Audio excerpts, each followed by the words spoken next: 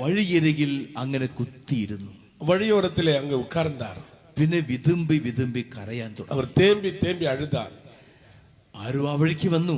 யாரோ அந்த வழிக்கு வந்தார்கள். മൈക്കലാഞ്ചലോയെ അറിഞ്ഞു. மைக்கேல் ஆஞ்சலோவை அறிந்து கொண்டார். മൈക്കലാഞ്ചലോയോട് ചോദിച്ചു. மைக்கேல் ஆஞ்சலோடத்திலே கேட்டார்கள், സുഹൃത്തേ, നിങ്ങൾ എന്തായി കരയുന്നത്? நண்பனே, ஏன் நீ அழுது கொண்டிருக்கின்றாய்? മൈക്കലാഞ്ചലോ പറഞ്ഞു, மைக்கேல் ஆஞ்சலோ சொன்னார், ഞാൻ ഈ കല്ലുകൾ കണ്ട് കരയുകയാണ്. நான் இந்த கற்களை எல்லாம் பார்த்து அழுது கொண்டிருக்கிறேன். അദ്ദേഹം നോക്കി. அவர் பார்த்தார். ഒരുപാട് മാർബിൾ കല്ലുകൾ അവിടെ ഇങ്ങനെ മണ്ണിൽ പൂഴ്ന്ന് കിടക്കുക. நிறைய மார்பிள் கற்கள் அங்க மண்ணிலே புதைந்து கிடக்கின்றது. അത് കണ്ട് കരയുന്ന കലാകാരൻ, அதை பார்த்து அழுகின்ற அந்த ஓவியர் മൈക്കലാഞ്ചലോ പറഞ്ഞു, மைக்கேல் ஆஞ்சலோ சொன்னார், ഈ ഓരോ കല്ലിലും ഒരു മാലാഖയുടെ മുഖം ഞാൻ കാണുന്നു. இந்த ஒவ்வொரு புதைந்து கிடக்கிற கல்லிலும் தேவதூதனுடைய முகத்தை நான் காண்கின்றேன். അത് കേട്ട ആ സുഹൃത്ത് ചിരിച്ചു. அதை கேட்ட அந்த நண்பன் சிரித்தான். എന്ത് മാലാഖ? என்ன சம்மனசு? ഈ കല്ലുകള്, இந்த கல்லுகள், ഈ കല്ലുകൾ ഇങ്ങനെ ഒരു ഷേപ്പും ഇല്ലാതെ മണ്ണിൽ പൂണ്ട് കിടക്കുന്നു. இந்த கற்கள் ஒரு உருவம் இல்லாமல் மண்ணிலே புதைந்து கிடக்கிறது. ഒരു മാർബിൾ കല്ല് കൈകളിലെടുത്ത് മൈക്കലാഞ്ചലോ പറഞ്ഞു, ஒரு மார்பிள் கல்லை கையில் எடுத்த மைக்கேல் ஆஞ்சலோ சொன்னார், ഞാൻ മാലാഖയെ കാണുന്നു. நான் இதிலே தேவதூதனை காண்கின்றேன். ഈ മാർബിൾ കല്ലിൽ, இந்த மார்பிள் கல்லில் ആ സുഹൃത്ത് ആ കല്ലുകളെല്ലാം കൂടെ ഒരു വണ്ടിൽ കയറ്റി വത്തിക്കാനിലേക്ക് കൊണ്ടുപോയി. அந்த நண்பன் எல்லா கற்களையும் ஒரு வாகனத்தில் ஏற்றி வத்திக்கானுக்கு கொண்டு போனார். അവിടെ ചെന്നു മൈക്കലാഞ്ചലോ ആ ഓരോ മാർബിൾ കല്ലും എടുത്ത് കൊത്തി. அங்கே சென்ற மைக்கேல் ஆஞ்சலோ அதில் இருக்கிற ஒவ்வொரு மார்பிள் கல்லை எடுத்து செதுக்க ஆரம்பித்தார். ഓരോ കല്ലും ഒരു മാലാഖായുടെ മുഖമായി മാറി. ஒவ்வொரு கற்களும் தேவதூதனுடைய முகமாய் மாறிற்று. ഈ കല്ലുകളൊക്കെ സെന്റ് പീറ്റേഴ്സ് ബസിലിക്കായുടെ സൈഡിൽ ഇങ്ങനെ പതിച്ചു വെച്ചിട്ടുണ്ട്. ഇപ്പോഴും இந்த கற்கள் எல்லாம் சென்ட் பீட்டர் பசிலிக்கா ஆலயத்திலே இது சைடிலே பதிய வைத்திருக்கிறார். മാലാഖമാരുടെ മുഖങ്ങളായി, எல்லாம் தேவதூதனுடைய முகங்களாய் பதிக்கப்பட்டிருக்கு. നിങ്ങളുടെ മക്കളും മാലാഖമാരുടെ മുഖങ്ങളായി മാറണം. உங்களுடைய பிள்ளைகளும் தேவதூதனுடைய முகங்களை கொண்டவர்களாய் மாற வேண்டும். അതിനുവേണ്ടി അവരെ നിങ്ങളെ ഏൽപ്പിച്ചിരിക്കുന്നത്. அதனால்தான் அந்த பிள்ளைகளை ஆண்டவர் உங்களுக்கு ஒப்படைத்திருக்கின்றார். അങ്ങനെ വരണമെങ്കിൽ നിങ്ങളുടെ കൈകൾ ചലിക്കണം. அப்படி வர வேண்டும் என்றால் உங்கள் கைகள் அசைய வேண்டும். അധരങ്ങൾ ചലിക്കണം. உங்கள் உதடுகள் அசைய வேண்டும். ഹൃദയങ്ങൾ സ്നേഹത്തിൽ ചലിക്കണം. உங்கள் உள்ளங்களும் இதயத்திலே அன்பிலே ஜொலிக்க வேண்டும். ആ സ്നേഹം തൊട്ടറിഞ്ഞ് മക്കൾ വളരും. அந்த உங்களுடைய அன்பை தொட்டு அறிந்து உங்கள் பிள்ளைகள் வளருவார்கள். നിങ്ങളുടെ കുടുംബം ദൈവത്തിന്റെ ആലയമായി മാറട്ടെ. அப்படி உங்களுடைய குடும்பம் தேவனுடைய ஆலயமாய் மாறட்டும். ദൈവത്തിന്റെ സ്വരം കുടുംബങ്ങളിൽ നിന്നും ഉയർന്നു വരട്ടെ. ஆண்டவருடைய குரல் குடும்பங்களிலிருந்து உயர்ந்து எழுந்து வரட்டும். എന്തൊക്കെ നിങ്ങൾക്ക് ചെയ്യാനുണ്ടെങ്കിലും, என்ன உங்களுக்கெல்லாம் என்னென்ன செய்ய இருந்தாலும், എവിടെയൊക്കെ നിങ്ങൾക്ക് പോകാനുണ്ടെങ്കിലും, எங்கெல்லாம் உங்களால் போக வேண்டி இருந்தாலும், എന്തെല്ലാം തിരക്ക് നിങ്ങൾക്കുണ്ടായാലും, எவ்வளவு அவசரமான காரியங்கள் இருந்தாலும் ഒരുമിച്ച് പ്രാർത്ഥിക്കാൻ പഠിക്കണം. ஒன்றாய் ஜெபிக்க நீங்கள் கற்றுக்கொள்ள வேண்டும். പ്രാർത്ഥിക്കാൻ സമയം കണ്ടെത്തണം. ஜெபிக்க நேரத்தை கண்டடைய வேண்டும். മക്കളെ മടിയിൽ വെച്ച് പ്രാർത്ഥിപ്പിക്കണം. உங்கள் பிள்ளைகளை மடியில் இருத்தி ஜெபிக்க கற்றுக் கொடுக்க வேண்டும். അവരുടെ ശിരസിൽ കുരിശ് വരച്ച് പ്രാർത്ഥിക്കണം. அவருடைய நெத்தியிலே சிலுவை வரைந்து நீங்கள் ஜெபிக்க வேண்டும். ഇതിനുള്ള സമയം കാണാൻ നമുക്ക് സാധിക്കണം സഹോദരങ്ങളെ. இப்படிப்பட்ட ஜெப நேரங்களை கண்டடைய உங்களால் இயல வேண்டும் சகோதரர்களே. ഒരുപാട് വചനം കേട്ടിട്ട്, நிறைய இறைவார்த்தைகளை கேட்டுவிட்டு, ഒരുപാട് പ്രാർത്ഥന ചൊല്ലിയിട്ട്, நிறைய ஜெபம் சொல்லிவிட்டு മക്കളോട് സ്നേഹം കാണിക്കാൻ സാധിക്കുന്നില്ലെങ്കിൽ, உங்கள் பிள்ளைகளோடு உங்களுக்கு அன்பு செய்ய இயலவில்லை என்றால், മക്കളെ പ്രാർത്ഥിക്കാൻ പഠിപ്പിക്കാൻ സാധിക്കുന്നില്ലെങ്കിൽ, உங்கள் பிள்ளைகளுக்கு ஜெபம் சொல்லி கொடுக்க உங்களால் முடியவில்லை என்றால், നിങ്ങളുടെ കുടുംബജീവിതം തകർന്നു. உங்களுடைய இல்லற வாழ்க்கை உடைந்து போய்விடும். നിങ്ങളുടെ വിവാഹബന്ധം പരാജയപ്പെട്ടു. உங்களுடைய திருமண வாழ்க்கை தோல்வியை தழுவும். നമുക്കിവിടെ തീരുമാനമെടുക്കണം. நாம் இன்றைக்கு ஒரு தீர்மானம் எடுக்க வேண்டும். എന്റെ മക്കളെ ദൈവത്തിന്റെ മക്കളായി ഞാൻ വളർത്തും. என் பிள்ளைகளை கடவுளுடைய பிள்ளைகளாக நான் வளர்த்துவேன். അതിനുവേണ്ടി ഭാര്യയും ഭർത്താവും ഒരുമിച്ച് പ്രാർത്ഥിക്കാൻ നിങ്ങൾക്ക് സാധിക്കും. அதனால் கணவனும் மனைவியும் ஒன்றாய் ஜெபிக்க உங்களால் இயலும். കാലത്തെഴുന്നേൽക്കുമ്പോൾ നിങ്ങൾ ആദ്യം എന്താ ചെയ്യുക? காலையில் எழுந்திருக்கும் போது நீங்கள் முதலாவது என்ன செய்வீர்கள்? കാലത്ത് എഴുന്നേൽക്കുമ്പോൾ എന്തെല്ലാം കാര്യങ്ങളാ ചിന്തിക്കാനുള്ളത്? காலையில் எழுந்திருக்கும் போது என்னென்ன காரியங்களை எல்லாம் நாம் யோசிக்க வேண்டியிருக்கிறது. എവിടെയൊക്കെയാ പോകേണ്ടത്? எங்கெல்லாம் போக வேண்டியிருக்கிறது. ആരൊക്കെയാ കാണേണ്ടത്? யாரையெல்லாம் பார்க்க வேண்டியிருக்கிறது. എന്തൊക്കെയാ ചെയ്യേണ്ടത്? நிறைய செய்ய வேண்டியிருக்கிறது. ചെയ്യേണ്ടതൊക്കെ ചെയ്യുക തന്നെ വേണം.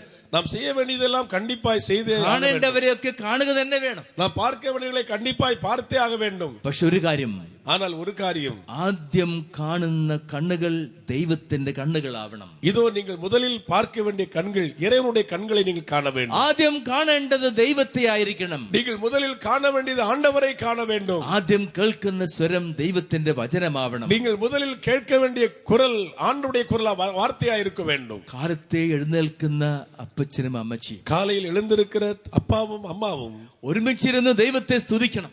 ஒன்றாய் நின்று ஆண்டவரை துதிக்க வேண்டும். ഒരുമിച്ചിരുന്ന് ദൈവത്തെ സ്തുതിച്ച് ദൈവ വചനം വായിക്കണം. ஒன்றாய் இருந்து ஆண்டவரை துதித்து கடவுளுடைய வார்த்தையை வாசிக்க வேண்டும். ദൈവത്തിന്റെ വചനമാണ് ദൈവം നൽകുന്ന രക്ഷയുടെ വാർത്ത. ஆண்டவருடைய வார்த்தை தான் கடவுள் தருகின்ற மீட்பின் வார்த்தையா இருக்கிறது. ഈ പുസ്തകം ദൈവത്തിന്റെ വചനമാണ്. இந்த புத்தகம் தேவனுடைய வார்த்தை. ഞാനും നിങ്ങളും അറിയേണ്ട ദൈവത്തിന്റെ മുഖമാണ് ഇവിടെ. நானும் நீங்களும் அறிந்து கொள்ள வேண்டிய கடவுளுடைய முகம் இங்கே. ദൈവത്തിന് നമ്മോട് പറയുവാനുള്ളത് പറഞ്ഞിരിക്കുന്ന പുസ്തകമാണിത്. ஆண்டவருக்கு நம்மோடு பேச வேண்டியதை சொல்லப்பட்டிருக்கிற புத்தகம் தான் இது. അതുകൊണ്ട് ആർക്കെങ്കിലും ദൈവത്തിന്റെ വചനം കേൾക്കണമെങ്കിൽ, அதனால் யாருக்காவது கடவுளுடைய வார்த்தை கேட்க வேண்டும் என்றால், ദൈവത്തിന്റെ സ്വരം കേൾക്കണമെങ്കിൽ, ஆண்டவருடைய குரலை கேட்க வேண்டும் என்றால், ദൈവത്തിന്റെ തിരുവുള്ളം എന്താണെന്ന് അറിയണമെങ്കിൽ, ஆண்டவருடைய திருவுள்ளம் என்ன என்று அறிய வேண்டும் என்றால், ഈ പുസ്തകം കൈകളിൽ എടുക്കണം. இந்த புத்தகத்தை கையில் எடுக்க வேண்டும். പരിശുദ്ധാത്മാവിനോട് പ്രാർത്ഥിക്കണം. பரிசுத்த ஆவியானவருக்காய் ஜெபிக்க வேண்டும். സാമുവേൽ പ്രവാചകൻ പറഞ്ഞ് പ്രാർത്ഥിച്ചതുപോലെ, சாமுவேல் இறைவாக்கினர் சொல்லி ஜெபித்தது போல നമുക്കും പ്രാർത്ഥിക്കാൻ സാധിക്കട്ടെ. நாமும் ஜெபிக்க இயல வேண்டும். നാഥ അരുളി ചെയ്താലും ஆண்டவரே நீர் சொல்லும், ദാസൻ ശ്രവിക്കുന്നു. இதோ அடியேன் கேட்கின்றேன். ശ്രവിക്കാനുള്ള ഒരുക്കത്തോടെ, இதோ கேட்கக்கூடிய ஆயத்தத்தோடு, മനസ്സിന്റെ സ്വസ്ഥതയോടെ, மனதில சொஸ்தமாக പരിശുദ്ധാത്മാവിനോട് പ്രാർത്ഥിച്ചുകൊണ്ട്, பரிசுத்த ஆவியால் ஜெபித்துக்கொண்டு, ഭാര്യയും ഭർത്താവും ഓരോ ദിവസവും കാലത്ത് ഈ പുസ്തകം കൈകളിൽ എടുക്കണം. கணவனும் மனைவி ஒன்றாய் ஜெபித்து இந்த புத்தகத்தை கையில் ஒன்றாய் எடுக்க வேண்டும். വലിയൊരു ഉത്തരവാദിത്വം നിങ്ങൾക്ക് ഇവിടെ കിട്ടിയിരിക്കുകയാണ്. இதோ இங்கே உங்களுக்கு ஒரு பெரிய பொறுப்பு கிடைத்திருக்கிறது. പരസ്പരം സ്നേഹിക്കുവാൻ, ஒருவரை ஒருவர் அன்பு செய்ய, ആ സ്നേഹം മക്കൾക്ക് പകർന്നു കൊടുക്കുവാൻ, அந்த അன்பை பிள்ளைகளுக்கு பகிர்ந்தளிக்க, മക്കളെ ദൈവത്തിന്റെ മക്കളായി വളർത്തുവാൻ, பிள்ளைகளை ஆண்டவருடைய பிள்ளைகளாக வளர்த்த ഒരു ഉത്തരവാദിത്വം ദൈവം നിങ്ങൾക്ക് ஒரு നൽകിയിരിക്കുകയാണ്. பொறுப்பை ஆண்டவர் உங்களுக்கு தந்திருக்கின்றார். നമുക്ക് പാപികളായ മനുഷ്യരാണ്. நாம் எல்லாம் பாவிகளான மனுஷர்கள். ദൈവം നമ്മെ വിശ്വസിച്ചിരിക്കുന്നു. ஆண்டவர் நம்மை விசுவாசித்திருக்கிறார். ദൈവം നമ്മെ വിശ്വസിച്ച് മക്കളെ തന്നിരിക്കുന്നു. ஆண்டவர் நம்மை நம்பி நம்முடைய பிள்ளைகளை தந்திருக்கின்றார். എവിടുന്നാ ശക്തി കിട്ടുക? எங்கே இருந்து வல்லமை கிடைக்கும்? എങ്ങനെയാ ദൈവത്തിന്റെ സ്വരം കേൾക്കുക? எப்படி ஆண்டவருடைய குரலை கேட்போம்? എങ്ങനെയാ ദൈവത്തിന്റെ ഇഷ്ടമനുസരിച്ച് പ്രവർത്തിക്കുക? எப்படி ஆண்டவருடைய விருப்பத்திற்கேற்க செயல்படுவது? ഇവിടെയാണ് ശക്തി. இங்கேதான் வல்லமை. ദൈവത്തിന്റെ വചനത്തിലാണ് ശക്തി. ஆண்டவருடைய வார்த்தையில் தான் வல்லமை. ഇവിടെയാ ദൈവത്തിന്റെ തിരുവുള്ളം നമുക്ക് വെളിപ്പെടുത്തി കിട്ടുക. இங்குதான் ஆண்டவருடைய திருவுள்ளம் வெளிப்படுகிறது. ഭാര്യയും ഭർത്താവും ഒരുമിച്ച്, மனைவியும் கணவனும் ஒன்றாய் ദൈവത്തെ സ്തുതിച്ചുകൊണ്ട്, ஆண்டவரை துதித்துக்கொண்டு, പരിശുദ്ധാത്മാവിനോട് പ്രാർത്ഥിച്ചുകൊണ്ട്, பரிசுத்த ஆவியோடு ஜெபித்துக்கொண்டு, ദൈവത്തിന്റെ വചനം കയ്യിലെടുത്ത് ஆண்டவருடைய வார்த்தையை கையிலேந்தி തുറന്ന് വായിക്കണം. വായിക്കുമ്പോൾ കേൾക്കാൻ കാതോർക്കണം. இதோ திறந்து வாசிக்க வேண்டும். வாசிக்கும் போது திறந்த காதோடு கேட்க வேண்டும். ദൈവം നിങ്ങളോട് സംസാരിക്കാൻ പോവുക. ஆண்டவர் உங்களிடத்திலே பேச போகின்றார். ആ ഒരു വാഗ്ദാനം നമുക്ക് ഇവിടെ കിട്ടുകയാണ്. அந்த ஒரு வாக்குறுதி இங்கே கிடைக்கிறது.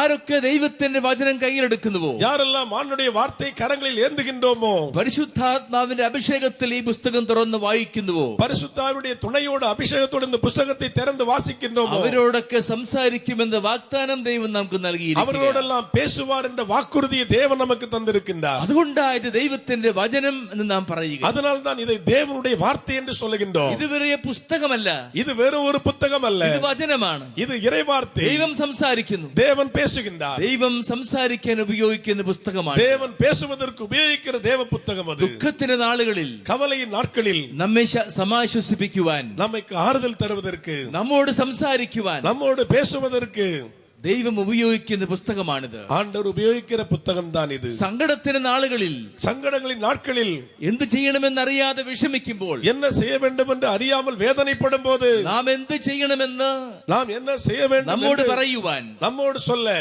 ദൈവം ഉപയോഗിക്കുന്ന വചനമാണിത്. ஆண்டவர் உபயோகிக்கிற வார்த்தை தான் இது. ബലഹീനരായിരിക്കുമ്പോൾ, நாம் பலகீனத்தில் இருக்கும்போது, ഒട്ടും ശക്തിയില്ലാതെ തളരുമ്പോൾ, ஒருபோதும் பலன் இல்லாமல் சோர்ந்து போகும்போது, നമുക്ക് ശക്തി തരാൻ വേണ്ടി நமக்கு பலன் தருவதற்காய் ദൈവം ഉപയോഗിക്കുന്ന പുസ്തകമാണിത്. ஆண்டவர் உபயோகிக்கிற புத்தகம் தான் இது. കാലത്തെ ഈ പുസ്തകം തുറക്കണം. காலையிலே இந்த புத்தகத்தை திறக்க வேண்டும். തുറന്ന് വായിക്കണം. தொடர்ச்சியாய் வாசிக்க வேண்டும். വായിക്കുമ്പോൾ കാതോർക്കണം. வாசிக்கும் போது காது கொடுக்க வேண்டும். ദൈവമേ, നീ എന്നോട് സംസാരിക്കുക. ஆண்டவரே என்னோடு பேசும் என்று ഞാൻ ദുഃഖിതനാണ്. நான் கவலையோடு ഞാൻ இருக்கிறேன், വേദനിക്കുന്നവനാണ്, நான் வேதனையோடு ഞാൻ இருக்கிறேன், നിസ്സഹായനാണ്, ஆண்டவரே எனக்கு ஒன்றும் இயலாமல் എങ്ങോട്ട് இருக்கிறது, തിരിയണമെന്ന് അറിയില്ല, என்ன செய்ய வேண்டும் எனக்கு தெரியல, മക്കളെ കുറിച്ച് ആശങ്കയുണ്ട്, பிள்ளைகளை குறித்து நான் கலங்குகிறேன், സാമ്പത്തിക ബുദ്ധിമുട്ടുകളുണ്ട്, பொருளாதார கஷ்டம் உண்டு, ഇന്ന് എങ്ങനെ കഴിയുമെന്ന് അറിയില്ല, இன்றைக்கு எப்படி வாழ்வேன் எனக்கு தெரியாது, ഭാവി അസാധ്യമായി തോന്നുന്നു, ஆண்டவரே எல்லாம் முடியாது போல എല്ലാം தோன்றுகிறது, ഇരുട്ടായി തോന്നുന്നു. எல்லாம் இருட்டாய் இருக்கிறது. വെളിച്ചമായ കർത്താവേ, வெளிச்சமான ஆண்டவரே, ശക്തിയായ ദൈവമേ, பலமானாய் ஆண்டவரே, അങ്ങനോട് സംസാരിക്കുക. என்னோடு பேசும் ஐயா.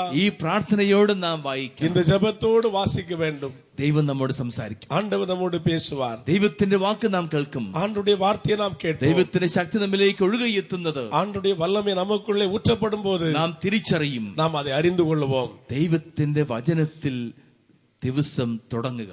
ஆண்டுடைய வார்த்தையில் முதலில் தினந்தோறும் தொடங்க வேண்டும். നിങ്ങൾക്ക് പലയിടങ്ങളിലേക്ക് പോകാനുണ്ടാവും. உங்களுக்கு பல இடங்களுக்கு போக வேண்டியிருக்கும். ഒരുപാട് പേരെ കാണാനുണ്ടാവും. நிறைய பேரை பார்க்க வேண்டியிருக்கலாம். ഒരുപാട് പ്രശ്നങ്ങൾ പരിഹരിക്കാനുണ്ടാവും. நிறைய பிரச்சனைகளை சரி பண்ண வேண்டியிருக்கலாம். അന്നൊക്കെ ദൈവത്തിന്റെ വചനം മനസ്സിൽ മുഴങ്ങി വരും. அன்றைக்கெல்லாம் ஆண்டுடைய வார்த்தை மனதுக்குள்ளே முழக்கமிட்டு வரும். ദൈവം നമ്മോട് സംസാരിച്ചത് ഓർത്തു വരും. ஆண்டவர் நம்மோடு பேசினதையெல்லாம் நம்முடைய மனது நினைவுபடுத்தும். എന്റെ കൂടെ എന്റെ കർത്താവുണ്ട് എന്ന ശക്തി നിങ്ങൾക്ക് കിട്ടും. என்னோடு என் ஆண்டவர் இருக்கிறார் என்ற அந்த பலன் உங்களுக்கு கிடைக்கும்.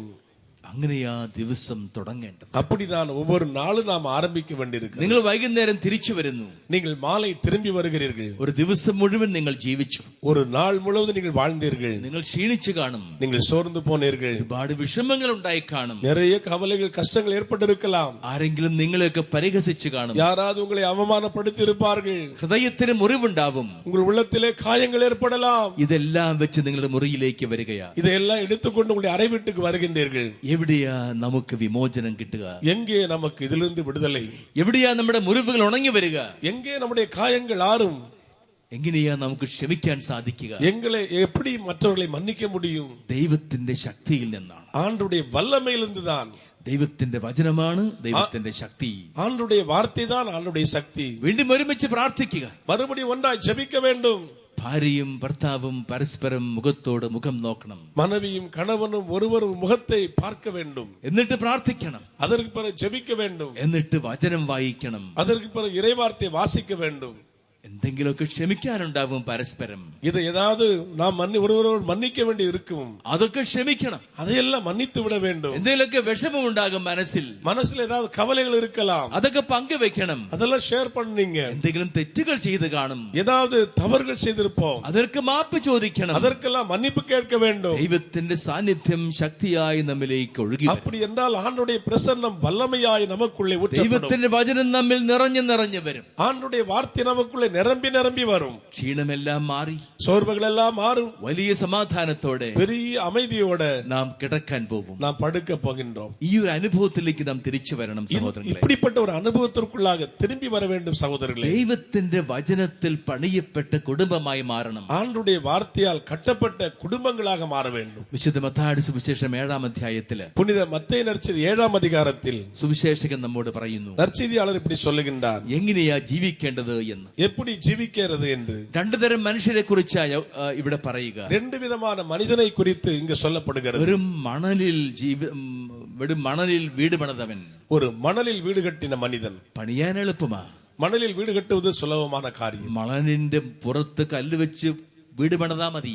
இதோ மணலுக்கு மேல கற்களை வைத்து வீடு கட்டினால் போதும். പക്ഷേ ആ വീട് വീണു പോവും. ஆனால் அந்த வீடு விழுந்து போகும். കാറ്റടിക്കും, காற்று அடிக்கும், കടലിൽ വെള്ളം പൊങ്ങും, கடலிலே தண்ணீர் வரும், തിരമാലകൾ തെറിച്ചു വരും, அலைகள் பொங்கி எழும்பும், ആ വീട് മറിഞ്ഞു വീഴും. அந்த வீடு அதனால் அழிந்து விடும். അവരെ ഭോഷന്മാരെന്നാണ് ഈശോ വിളിക്കുക. அவர்களை முட்டாள் என்று இயேசு அழைக்கின்றார். ബുദ്ധിമാന്മാരുണ്ട്, ஆனால் புத்திமான்கள் உண்டு. ദൈവത്തിൽ ബുദ്ധി ഉദിച്ചവൻ, ஆண்டவரிடத்திலிருந்து புத்தி கிடைத்தவன், അവനറിയാം എങ്ങനെയാ ജീവിക്കേണ്ടത്, அவனுக்கு தெரியும் எப்படி வாழ வேண்டும் என்று, എങ്ങനെയാ തീരുമാനങ്ങൾ എടുക്കേണ്ടത്, எப்படி ஒரு முடிவுகள் எடுக்க வேண்டும் என்று அவனுக்கு தெரியும், എങ്ങോട്ടെയാ പോകേണ്ടത് എന്ന്, எங்கே போக வேண்டும் என்று அவனுக்கு தெரியும். അവൻ വീട് പണിയുന്നത് പാറപ്പുറത്തായിരിക്കും. அவன் வீடு கட்டுவது பாறை மீது தன் வீட்டை கட்டுகின்றான். ആ പാറപ്പുറത്ത് അവൻ കല്ല് വെച്ച് പണിയും. அந்த பாறை மீது கற்களை வைத்து கட்டுவான். அவன் കല്ലിൽ മേൽ സിമന്റ് വെച്ച്, സിമന്റിൽ കല്ല് വെച്ച് അവൻ പണിയും. கல் மீது சிமெண்ட் வைத்து, சிமெண்ட் மீது கல் வைத்து அவன் கட்டுவான். ആ വീട് ഉറച്ചിരിക്കും. அந்த வீடு நிலையாய் நிற்கும். കാറ്റൂതും, காற்று வந்து அடிக்கலாம், വെള്ളം പൊങ്ങും, இப்ப தண்ணீர் வந்து மோதலாம், തിരമാലകൾ തെറിച്ചു വരും, அலைகள் வந்து மோதலாம். ആ വീട് എല്ലാത്തെയും ചെറുത്തു നിൽക്കും. ஆனால் அந்த வீடோ எல்லாவற்றையும் எதிர்த்து நிற்கும். സഹോദരങ്ങളെ, சகோதரர்களே, ഒരുപാട് ബുദ്ധിമുട്ടുള്ള കാലഘട്ടത്തിലാണ് നാം ജീവിക്കുക. நிறைய கஷ்டங்கள் நிறைந்த ஒரு காலகட்டத்தில் நாம் வாழ்ந்து கொண்டிருக்கிறோம். എന്തെന്ത് പരീക്ഷണങ്ങൾ, எத்தனை சோதனைகள், എന്തെന്ത് പ്രതിസന്ധികൾ. எவ்வளவு இக்கட்டான சூழ்நிலைகள். നാം എങ്ങോട്ടാ തിരിയ? நான் எங்கே திரும்ப வேண்டும்? എവിടെയാ നമ്മുടെ ശക്തി? எங்கே நமக்கு வல்லமை? എവിടെയാ വെളിച്ചം? எங்கே வெளிச்சம்? ദൈവത്തിന്റെ വചനമാണ് വെളിച്ചവും ശക്തിയും. ஆண்டவருடைய வார்த்தை தான் வெளிச்சமும் சக்தியும். അതുകൊണ്ട് തീരുമാനങ്ങൾ എടുക്കുമ്പോൾ, அதனால் ஒரு நல்ல தீர்மானம் எடுக்கும்போது നമ്മുടെ തീരുമാനം ദൈവത്തിന്റെ വചനമനുസരിച്ചാവട്ടെ. நம்முடைய முடிவுகள் எல்லாம் ஆண்டுடைய வார்த்தையினுடைய அடிப்படையில் இருக்கட்டும். നമ്മുടെ ശക്തി മുഴുവൻ ദൈവത്തിന്റെ ആശ്രയമാകട്ടെ. நம்முடைய வல்லமை முழுவதும் ஆண்டவருடைய அபயமா அடைக்கலமா இருக்கட்டும். എപ്പോഴും ദൈവത്തിലേക്ക് തിരിയുവാനുള്ള കൃപ எப்போதும் ஆண்டவருக்குள்ளே திரும்பி வர வேண்டிய கிருபை ദൈവം നമുക്ക് തരട്ടെ. ஆண்டவர் நமக்கு தருவார். നമ്മുടെ മക്കളെ നാം വളർത്തുമ്പോൾ, நாம் പിള്ളേகளை நாம் வளர்க்கும் போது നാം കൊടുക്കേണ്ട വലിയൊരു കാര്യം ദൈവത്തിന്റെ വചനമാണ്. நாம் கொடுக்க வேண்டிய மிகப்பெரிய காரியம் ஆண்டுடைய வார்த்தை தான். അവർ വായിക്കാൻ പഠിക്കുമ്പോൾ, அவர்கள் அதை வாசிக்க கற்றுக்கொள்ளும் பொழுது, അക്ഷരങ്ങൾ കൂട്ടി വായിക്കാൻ പഠിക്കുമ്പോൾ, வார்த்தைகளை கூட்டி வாசிக்க கற்றுக்கொள்ளும் போது ഒരു ബൈബിൾ വാങ്ങിച്ച് അവർക്ക് കൊടുക്കണം. ஒரு பைபிள் வாங்கி அவர்களுக்கு கொடுக்க வேண்டும். അവരോട് പറയണം, அவர்களிடத்தில் சொல்ல வேண்டும், മോനെ മോളെ, ഇതാണ് നിന്റെ സന്തോഷം. மகனே மகளே, இதுதான் உன்னுடைய மகிழ்ச்சி. സങ്കീർത്തകൻ പ്രാർത്ഥിക്കുന്നില്ലേ? திருப்பாடல் ஆசிரியர் ஜெபிக்கிறார் அல்லவா? ദൈവമേ, അങ്ങയുടെ വചനമാണ് എന്റെ സന്തോഷം. ஆண்டவரே, உம்முடைய வார்த்தை தான் எனக்கு மகிழ்ச்சி. അങ്ങേ വചനം എന്റെ സന്തോഷമായി മാറിയില്ലായിരുന്നുവെങ്കിൽ, உம்முடைய வார்த்தை எனக்கு மகிழ்ச்சியாய் மாறவில்லை என்றால், എന്റെ ജീവിതം എത്രയോ പണ്ട് ദുഃഖത്തിൽ ആണ്ടുപോകുമായിരുന്നു. இதோ என்னுடைய வாழ்க்கை எத்தனையோ கவலையில் ஆழ்துயரத்தில் ஆழ்ந்து போய். നമ്മുടെ മക്കളുടെ ജീവിതം ദുഃഖത്തിൽ ആണ്ടുപോകാൻ പാടില്ല. நம்முடைய பிள்ளைகள் ஆழ்துயரத்தில் ஆழ்ந்து விடக் கூடாது. അവർ പരീക്ഷണങ്ങൾ ഒരുപാട് നേരിടേണ്ടി വരും. அவர்கள் சோதனைகளை அநேக நேரிட வேண்டியது வரலாம். ഇന്ന് സ്കൂളിലും കോളേജിലും ഒക്കെ എന്താ സംഭവിക്കുന്നത്? இன்றைக்கு ஸ்கூலிலும் கல்லூரிகளிலும் என்ன நடக்கின்றது? എന്തെന്ത് തെറ്റിന്റെ സാഹചര്യങ്ങളാ അവിടെയൊക്കെ ഉള്ളത്. எவ்வளவு தவறு செய்கிற வாய்ப்புகள் அங்கு இருக்கிறது. ഈ തെറ്റിന്റെ പ്രലോഭനങ്ങൾ അവർക്കും ഉണ്ടാവും. இந்த தவறுகள் செய்யக்கூடிய சோதனைகள் அவர்களுக்கும் உண்டாகும்.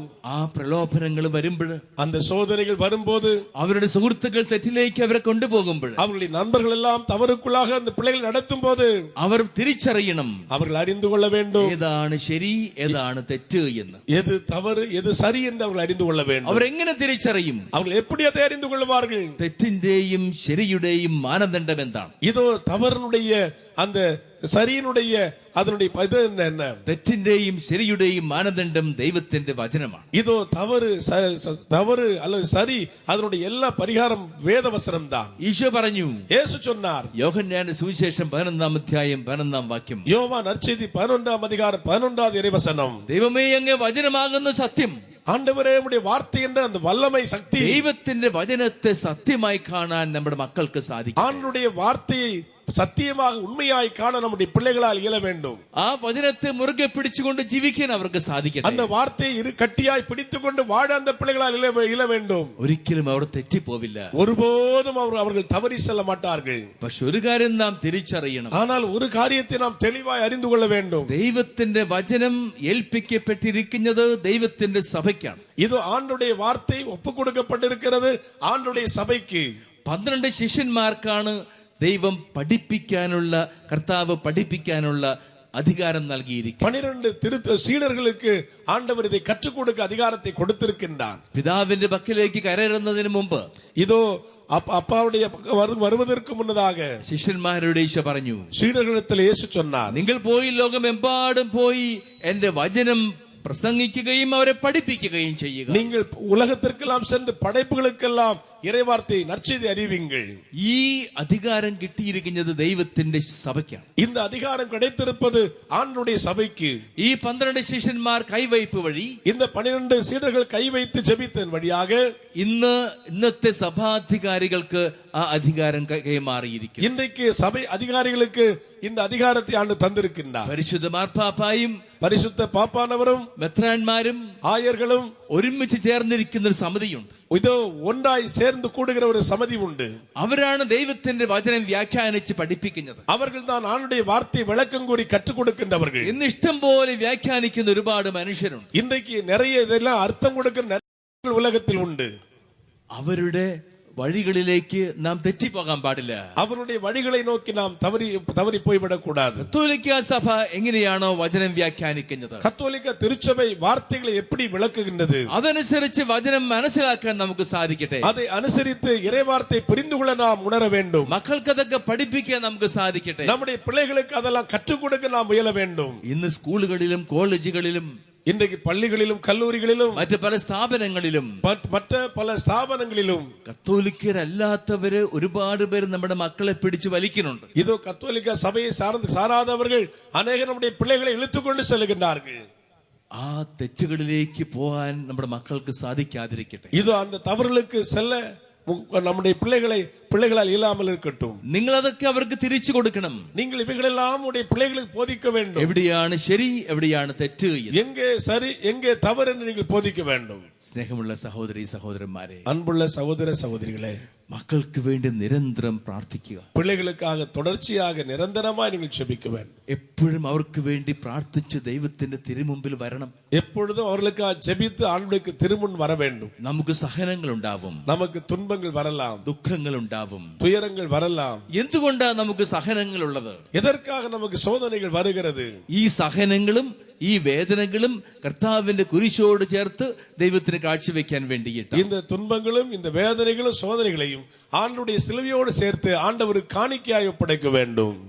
ദൈവത്തിന്റെ കുരിശിന്റെ മുമ്പിൽ നാം വരണം. ஆண்டவருடைய சிலுவைக்கு முன்னால் நாம் வர வேண்டும். മനസ്സിലെ വിതുമ്പലുകൾ ആ കുരിശിന്റെ മുറിവോട് ചേർത്ത് പിതാവിന് കാഴ്ചവെക്കണം. நம்முடைய மனதனுடைய புலப்பங்கள் எல்லாம் பிதாவோடு அந்த காணிக்கையாய் செலுத்த வேண்டும். അതാണ് പരിശുദ്ധ അമ്മ ചെയ്തത്. அதுதான் பரிசுத்த அம்மா செய்தார்கள். പരിശുദ്ധ അമ്മ കർത്താവിന്റെ കുരിശിന്റെ ചുവട്ടിൽ നിന്നു. தூய அம்மா ஆண்டவருடைய சிலுவையினுடைய அடியில் நின்றார்கள். ശമൂവേൽ പ്രവചിച്ചതുപോലെ അമ്മയുടെ ഹൃദയത്തിലേക്ക് ഒരു കഠാര കയറി.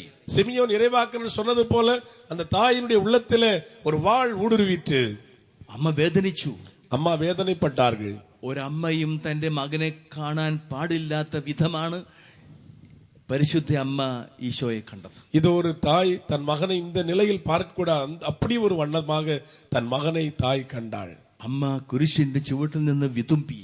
இதோ அம்மா அந்த சிலுவையின் அடியிலிருந்து ததும்பினார்கள். പക്ഷെ ആരെയും വഴക്ക് പറഞ്ഞില്ല, ஆனால் யாரையும் சண்டை போடவில்லை, ആരോടും തട്ടിക്കയറിയില്ല, யார்ட்டையும் புகார் சொல்லவில்லை. ആ വേദന മുഴുവൻ അമ്മ സഹിച്ചു. அந்த வேதனை முழுவதும் அவர்கள் സഹിத்தார்கள். മകന്റെ മുഖത്തേക്ക് നോക്കി மகனுடைய முகத்தை பார்த்தார்கள். ആ മുറിവുകൾ മുഴുവൻ മകന്റെ തിരുമുറിവോട് ചേർത്ത് പിതാവായ ദൈവത്തിന് കാഴ്ചവെച്ചു. அந்த காயங்களை எல்லாம் இதோ மகனுடைய காயங்களை எல்லாம் பிதாவான தேவனுக்கு காணிக்கையாய் வைத்தார்கள். അപ്പോഴാണ് ഈശോ പരിശുദ്ധ അമ്മയെ അമ്മേ എന്ന് വിളിച്ചത്. அப்படி அவர்கள் ஒப்பு கொடுத்த பொழுதுதான் இயேசு கிறிஸ்து பரிசுத்த அன்னையை அம்மா என்று அழைத்தார். സുവിശേഷങ്ങൾ പരിശോധിച്ചു നോക്ക്, நற்செய்திகளை பரிசோதித்து பாருங்கள். അതിനു മുമ്പ് ഒരിക്കലും പരിശുദ്ധ അമ്മയെ ഈശോ അമ്മേ എന്ന് വിളിച്ചിട്ടില്ല. அதற்கு முன்பு ஒருபோதும் பரிசுத்த அம்மாவை இயேசு அம்மா என்று அழைக்கவே இல்லை. സ്ത്രീയെ എന്ന് വിളിച്ചത്, സ്ത്രീയെ என்று அழைத்தார். ആദ്യമായിട്ട് ഈശോ പരിശുദ്ധ അമ്മയെ അമ്മ എന്ന് വിളിച്ചത് കുരിശിൻ ചുവട്ടിലാണ്. முதலாக பரிசுத்த கன்னிமரியாளை இயேசு அம்மா என்று அழைத்தது சிலுவையினுடைய அடியில் தான். അമ്മേ ഇതാ നിന്റെ മകൻ എന്ന് ഈശോ പറഞ്ഞു. அம்மா இதோ உன் மகன் என்று இயேசு சொன்னார். എന്താ അതിന്റെ കാരണം? அதனுடைய காரணம் என்ன? ഒരു വലിയ സത്യം ഈശോ നമുക്ക് വെളിപ്പെടുത്തുകയാണ്. அதன் வழியாக ஒரு பெரிய சத்தியத்தை தேவன் நமக்கு வெளிப்படுத்துகிறார். നമുക്ക് എപ്പോഴാ അപ്പനും അമ്മയും ആവുന്നത്? நமக்கு எப்பொழுது அப்பா அம்மாவாவது മക്കളെ ജനിപ്പിക്കുമ്പോഴാണ്. பிள்ளைகளை பெறும்போதுதான் அல்ல. അത് മൃഗങ്ങൾക്കും അതുപോലെയാ. மிருகங்களும் பிள்ளைகள் பெறுகின்றது. നാം മൃഗങ്ങളെ പോലെയല്ലല്ലോ. நாம் மிருகங்களை போல அல்லவா? ദൈവത്തിന്റെ മക്കളാണ്. நாம் எல்லாம் கடவுளுடைய பிள்ளைகள். നാം അപ്പനും അമ്മയും ആകുന്നത്, நாம் அப்பா அம்மாவாவது നമ്മുടെ സഹനങ്ങളും நம்முடைய துன்பங்களையும் നമ്മുടെ മുറിവുകളും நம்முடைய காயங்களையும் നമ്മുടെ കുരിശുകളും நம்முடைய சிலுவைகளும் ക്രിസ്തുവിന്റെ കുരിശോട് ചേർത്ത് இயேசுவுடைய சிலுவையோடு சேர்த்து ദൈവത്തിന് കാഴ്ചവെക്കുമ്പോഴാണ്, ஆண்டவருக்கு ஒப்பு கொடுக்கும் போதுதான், അങ്ങനെ നമ്മുടെ സഹനങ്ങളൊക്കെ அப்படி நம்முடைய சோதனைகள் எல்லாம் നമ്മുടെ മക്കൾക്ക് രക്ഷയായി മാറുകയാണ്. நம்முடைய பிள்ளைகளுக்கு அது மீட்பாய் ரட்சிப்பாய் மாறுகிறது. നാം അവരെ രക്ഷിക്കുകയാണ്. நாம் அவர்களை ரட்சிக்கின்றோம். മക്കളെ രക്ഷിക്കുമ്പോഴാണ് மக்களை ரட்சிக்கும் போது അപ്പനും അമ്മയും സത്യത്തിൽ അപ്പനും അമ്മയും ആകുന്നത്. அப்பாவும் அம்மாவும் உண்மையான சத்தியமான அப்பா அம்மாவாக மாறுகிறார்கள். ഒരു കാര്യം നാം മനസ്സിലാക്കണം. ஒரு காரியத்தை நீங்கள் புரிந்து கொள்ள வேண்டும். നമ്മുടെ മക്കൾക്ക് എന്തൊക്കെ കൊടുക്കാൻ നാം ബുദ്ധിമുട്ടുന്നു. நம்முடைய பிள்ளைகளுக்கு எதையோ கொடுக்க கஷ்டப்படுகின்றோம். ഒരുപാട് ഭക്ഷണം, நிறைய உணவு, ഒരുപാട് തുണി, நிறைய வஸ்திரங்கள், ഒരുപാട് വിദ്യാഭ്യാസം, நிறைய படிப்புகள், വലിയ വീട്, பெரிய வீடு, പിന്നെ ഒരുപാട് ബാങ്ക് ബാലൻസ്, பிறகு நிறைய பேங்க் பேலன்ஸுகள். ഞാൻ കഷ്ടപ്പെട്ടതുപോലെ എന്റെ മക്കൾ കഷ്ടപ്പെടാൻ പാടില്ല, நான் கஷ்டப்பட்டது போல என் பிள்ளைகள் கஷ்டப்படக்கூடாது. അതുകൊണ്ട് ഒരുപാട് തള്ളി കയറ്റി കൊടുക്കുക. அதனால நிறைய சேர்த்து வைக்கிறாங்க. എല്ലാ അമ്മമാരുടെയും പരാതി ഇതാണ്. எல்லா அம்மாமாருடைய புகார் இதுதான். മക്കള് തിന്നുന്നില്ല അച്ഛാ എന്നാണ്. பிள்ளைங்க சாப்பிட மாட்டாங்க சாமி. എന്തുമാത്രാ തിന്നുക? பிள்ளைங்க எவ்வளவுதான் சாப்பிட முடியும்? തിന്നുന്നതിന് പരിധിയില്ലേ? சாப்பிடுறதுக்கு ஒரு அளவு இருக்குல்ல. നമ്മുടെ ആഗ്രഹം ഇവനെ തീറ്റി വലുതാക്കണമെന്നാണ്. இது நம்முடைய விருப்பம் என்ன? சாப்பிட்டு அவங்க பிள்ளைகளை வளர வைக்கணும் என்று. എന്തുമാത്രം വിദ്യാഭ്യാസം കൊടുത്താലും, எவ்வளவு படிப்பு கொடுத்தாலும் பத்தல. இன்னும் എത്ര വലിയ വീട് പണിതാലും പോരാ, எத்தனை பெரிய பெரிய வீடுகள் கட்டினாலும் பத்தாது. തീറ്റി വലുതാക്കുക, சாப்பிட்டு பெருசாக்குறாங்க.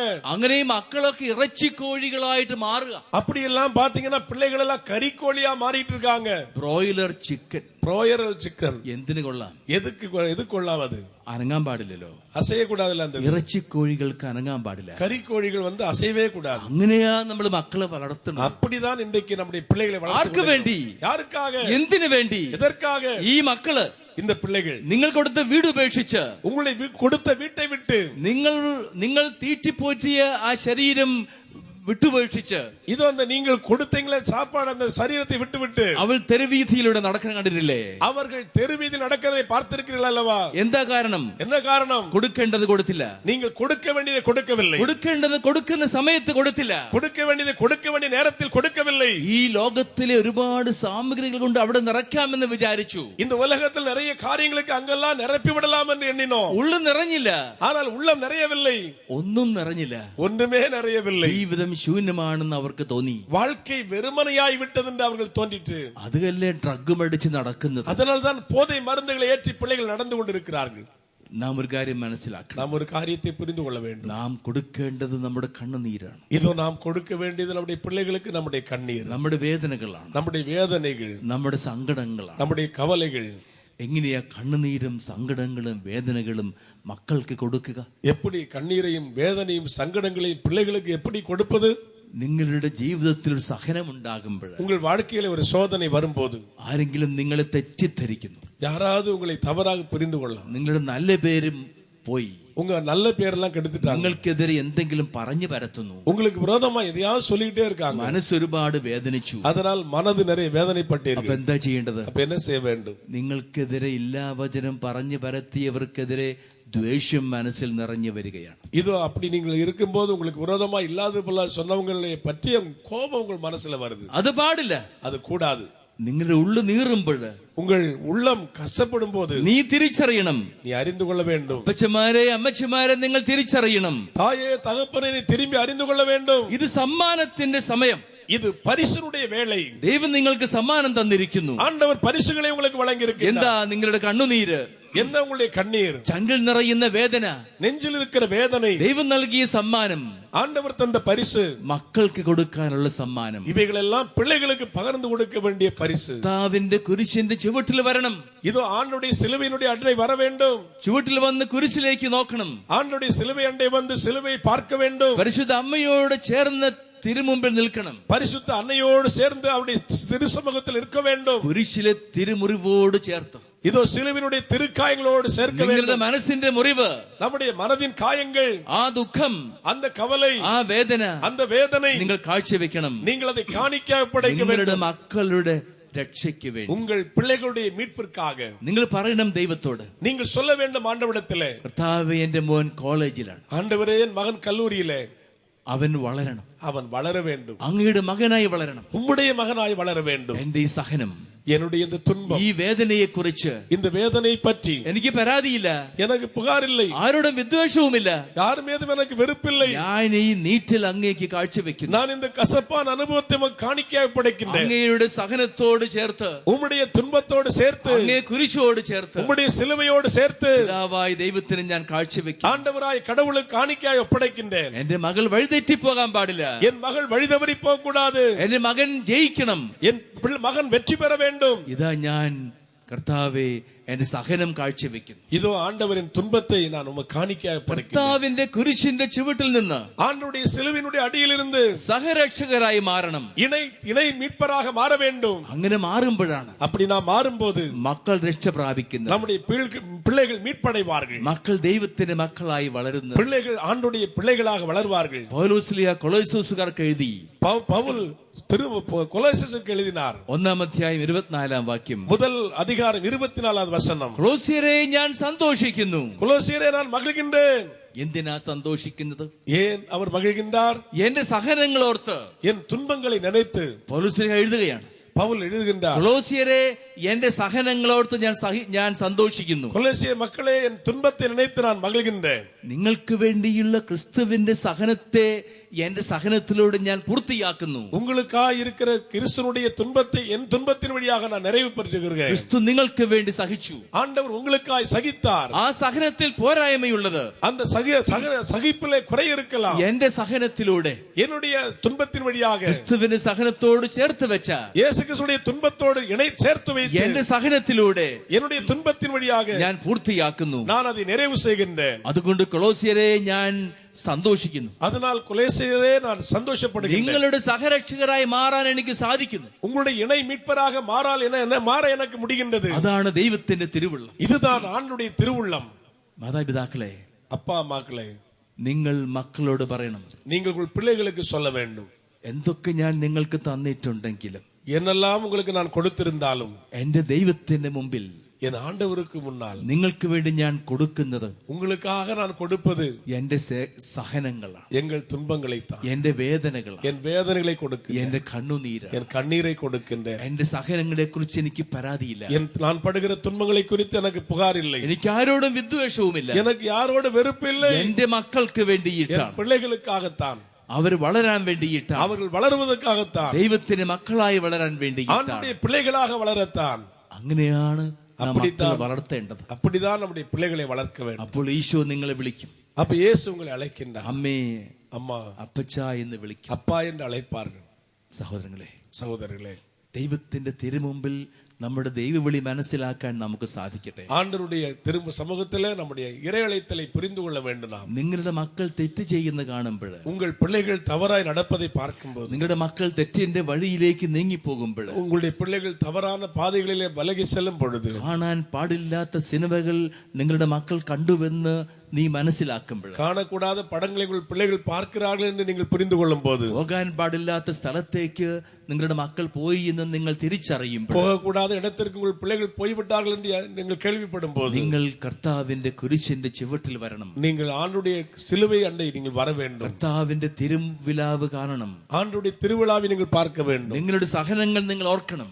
உங்களுடைய துன்பங்களை நீங்கள் நினைக்க வேண்டும். നിങ്ങൾ കർത്താവിനോട് പറയണം. நீங்கள் ஆண்டவரிடத்திலே சொல்ல வேண்டும், ദൈവമേ, എന്റെ സഹനങ്ങളൊക്കെ, என் துன்பங்களை எல்லாம், എന്റെ മുറിവുകൾ മുഴുവൻ, என் காயங்களை முழுவதும் അങ്ങേ തിരുമുറിവോട് ചേർത്ത്, உம்முடைய திருக்காயங்களோடு சேர்த்து ഞാൻ കാഴ്ചവെക്കുന്നു. நான் காணிக்கையாய் படைக்கிறேன். എന്റെ മക്കളുടെ രക്ഷയ്ക്ക് വേണ്ടി, என் பிள்ளைகளுடைய மீட்பிற்காக എനിക്ക് ഒന്നേ പ്രാർത്ഥിക്കുവാനുള്ളൂ. எனக்கு ஒன்றுதான் ஜெபிக்க എന്റെ வேண்டியிருக்கிறது. മക്കൾ അങ്ങയുടെ മക്കളായി വളരണം. என் பிள்ளைகள் எல்லாம் உம்முடைய பிள்ளைகளாக வளர வேண்டும். നമുക്ക് എഴുന്നേറ്റ് നിൽക്കാം. நாம் எழுந்து நிற்போம். நாம் அனைவரும் எழுந்து நிற்போம் வேகமாய். കരങ്ങൾ കൂപ്പി கைகளை கும்பிடுவோம். ദൈവത്തിന്റെ തിരുമുമ്പിൽ, ஆண்டுடைய திரு சமூகத்திற்கு முன்னால் നമ്മുടെ മക്കളെ നമുക്ക് ഓർക്കാം. நம்முடைய பிள்ளைகளை நாம் நினைத்து பார்ப்போம். സ്വന്തപ്പെട്ടവരെ നമുക്ക് ഓർക്കാം. நமக்கு சொந்தமானவர்களை நினைத்து பார்ப்போம். നാം സ്നേഹിക്കുന്നവരെ നമുക്ക് ഓർക്കാം. நாம் அன்பு செய்வர்களை நாம் நினைத்து பார்ப்போம். എന്താ സ്നേഹം? அன்பு என்றால் என்ன? സ്നേഹമെന്നാൽ എന്താ നാം മനസ്സിലാക്കേണ്ടത്? அன்பு என்னால் என்ன, அதை நாம் புரிந்து கொள்ள வேண்டும். സ്നേഹമെന്നാൽ രക്ഷ എന്നാ മനസ്സിലാക്കുക. அன்பு என்றால் மீட்பு என்று நாம் அறிந்து கொள்ள வேண்டும். ഞാൻ സ്നേഹിക്കുന്നവനെ, ഞാൻ സ്നേഹിക്കുന്നവളെ ഞാൻ രക്ഷിക്കണം. நான் அன்பு செய்கிறவனை, அன்பு செய்கிறவளை நான் மீட்க வேண்டும். സ്നേഹിക്കുമ്പോൾ നാം ഒരുപാട് സമ്മാനം കൊടുക്കും. இது அன்பு செய்யும் பொழுது நாம் நிறைய பரிசுகள் கொடுப்போம். എന്താ ഏറ്റവും വലിയ സമ്മാനം? மிகப்பெரிய பரிசு என்ன? മക്കൾക്ക് കൊടുക്കേണ്ട ഏറ്റവും വലിയ സമ്മാനം, பிள்ளைகளுக்கு கொடுக்க வேண்டிய மிகப்பெரிய பரிசு കണ്ണുനീരാണ്. கண்ணீர் தான். അവരുടെ അവരുടെ പാപങ്ങളും കുറ്റങ്ങളും ഓർത്ത് அவருடைய பாவங்களையும் குற்றங்களையும் நினைத்து ദൈവത്തിന്റെ തിരുമുമ്പിൽ മാപ്പ് ചോദിച്ചു ஆண்டுடைய திருசமூகத்திலே மன்னிப்பு கேட்டு എല്ലാ വേദനകളും കർത്താവിന് കാഴ്ചവെക്കാൻ നമുക്ക് സാധിക്കും. எல்லா வேதனைகளையும் ஆண்டவர் காணிக்காக நம்மால் இயல வேண்டும். ശിക്ഷിക്കുന്നവനും തല്ലുന്നവനും കൊട്ടുന്നവനുമല്ല മക്കളെ ശരിക്ക് വളർത്തുന്നത്. இதோ கோபப்படுகிறவன் அடிக்கிறவன் தண்டிக்கிறவன் அல்ல பிள்ளைகளை சரியாய் വളർത്തുவது. മക്കളുടെ തെറ്റുകൾ ഏറ്റെടുത്ത് കർത്താവിന്റെ കുരിശിന്റെ ചുവട്ടിൽ വരുന്നവനാണ്. பிள்ளைகளுடைய தவறுகளை எல்லாம் சொந்தமாக்கி கொண்டு ஆண்டுடைய சிலுவை அண்டை வருகின்றவன். നിങ്ങൾക്ക് മനസ്സിലായി കാണും, நீங்கள் புரிந்து கொண்டிருப்பீர்கள். ഇതിനകം മനസ്സിലായി കാണും, இதற்குள்ளே நீங்கள் புரிந்து கொண்டிருப்பீர்கள் നിങ്ങളുടെ മക്കളുടെ തെറ്റുകൾ, உங்களுடைய பிள்ளைகளுடைய தவறுகளை, പാപത്തിന്റെ വഴികൾ, പാപത്തിനുடைய വഴികൾ, അവരുടെ തെരഞ്ഞെടുപ്പുകളിലും തീരുമാനങ്ങളിലും നടക്കുന്ന തെറ്റായ വഴികൾ. அவர்களுடைய